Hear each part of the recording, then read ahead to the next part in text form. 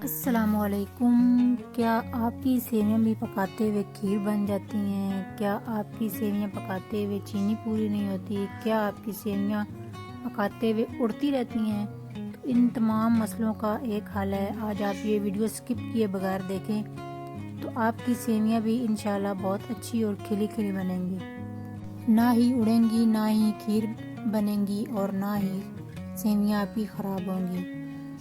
तो चलें इसको बनाना शुरू करते हैं। सबसे पहले आपने आधा किलो पैकेट सेवियों का लेना है और इनको आपने तोड़ लेना है 3 से 4 हिस्सों में, जिस तरह आप वीडियो में देख रहे हैं इसी तरह आपने तो सेवियां पकाते हुए सबसे पहले आपने चेक कर लेना है कि सेवियों में कोई पत्थर वगैरह तो नहीं है। अगर सेवियां पकाते हुए आपके मुंह में पत्थर आ जाए तो वो बहुत बुरा लगेगा, इसलिए आपने पहले सेवियों को तोड़ते वक्त आपने चेक कर लेना है।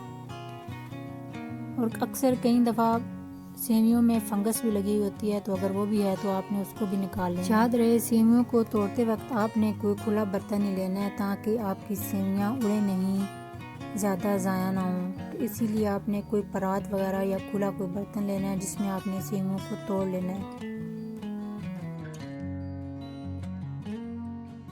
तो जिस बर्तन में हमने सेवियां पकानी है वो बर्तन भी हमारा खुला होना चाहिए ताकि सेवियां अच्छे से पकें और सेवियां जो है वो खीर ना बन जाएं।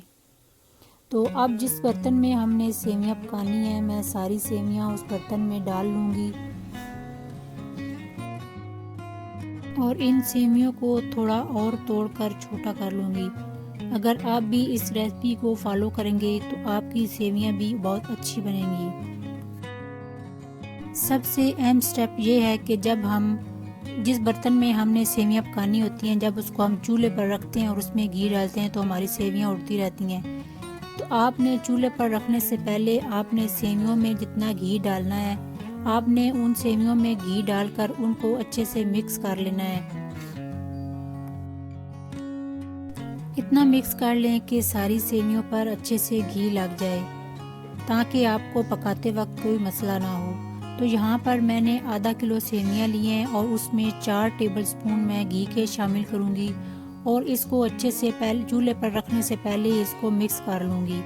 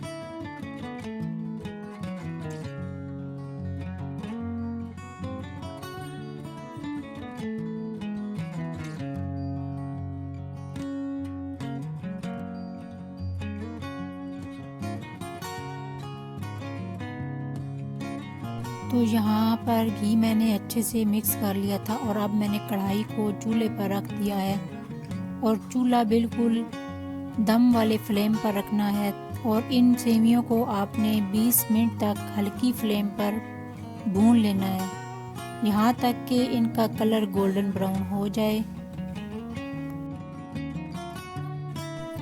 और चम्मच आपने साथ साथ हल्के हाथों से चलाते रहना है ताकि सेवियां निचली साइड से जल ना जाएं।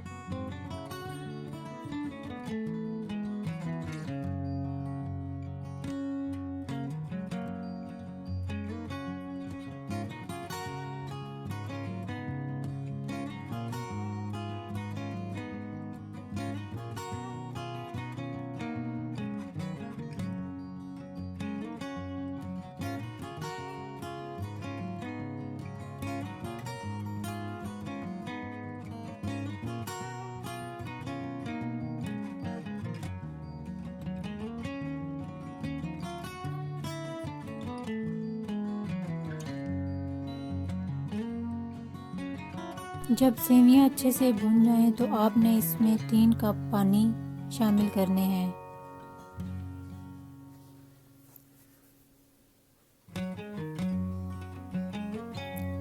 और साथ ही आपने इसमें 1 कप, जिस कप से आपने पानी को नापा है उस कप से ही आपने 1 कप चीनी का शामिल कर देना है।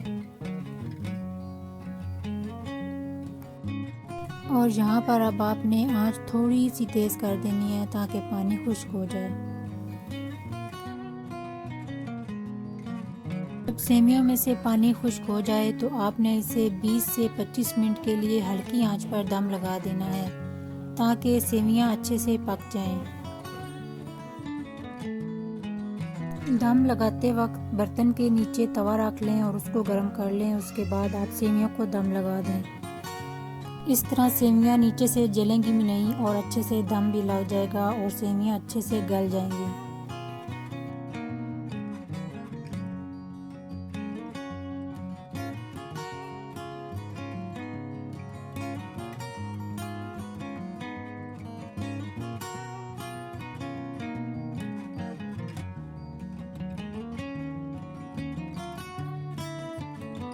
तो यहाँ पर 20 मिनट हो चुके हैं, दम हमारा लग गया है और सेवियां हमारी अच्छे से पक चुकी हैं। वीडियो अच्छी लगी तो चैनल को लाइक, सब्सक्राइब और शेयर ज़रूर करें ताकि आने वाली वीडियो का नोटिफिकेशन आपको मिल सके।